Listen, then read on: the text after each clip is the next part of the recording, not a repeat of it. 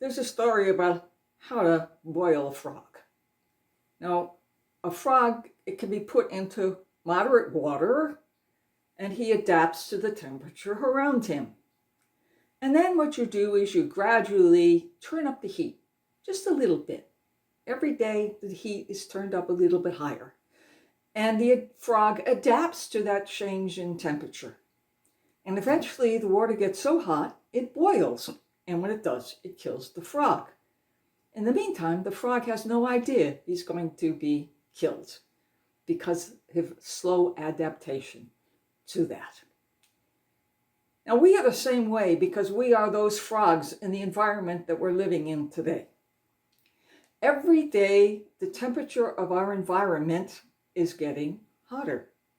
And I don't mean climate change hot either. I'm talking about what's being forced down our throats by the environment of our media, our social interactions, the internet, our movies, our TV, and every single way that we can think of. We are being indoctrinated and we are being forced to see stuff that gradually we accept as normal. What used to be wrong is now right. What used to be evil is now good. And so we're slowly being brought closer and closer to our moral death. And when we see that things around us are changing, we, like the frog, adapt to those changes. And so we accept things that we said weren't normal before are normal now. And we are a product of our environments, each and every one of us. And it's up to us to make sure that whatever that environment offers to us is for our good, not for our depreciation, and not for making us less than we should be. And so we're confronted now, being in a pot of boiling water by the environmental aspects of our life, that we have to make a choice. Do we wish to accept these constant temptations, these constant need to have whatever's out there to be part of my life, whether I want it or not? Do I have to adapt to this? No, we don't. We have free will and we can choose. And the reason why the world is as it is today is because people are just adapting.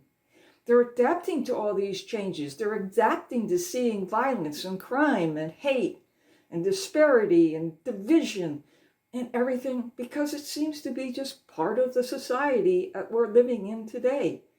And because you're in that pot of boiling water, you don't know that it's changing you.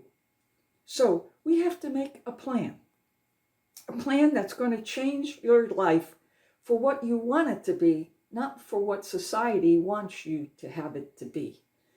And that is, it's got to be you who are willing to say no to these temptations and go back and look at the solid foundation that's yours morally and ask yourself, what can I do to change myself?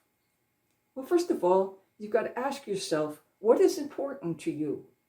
What are the values and the morals that you're willing to fight for? And what are you willing to sacrifice for?